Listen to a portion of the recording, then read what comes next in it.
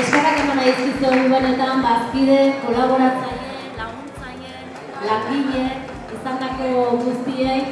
Proiektu hau bihurtu delako guztion laguntzarekin eta guztioi esker, guztion artean izandako proiektu bat izan delako, eta hasieran izandako helburu eta ilusio berdinekin jarraituko dugu bidea egiten.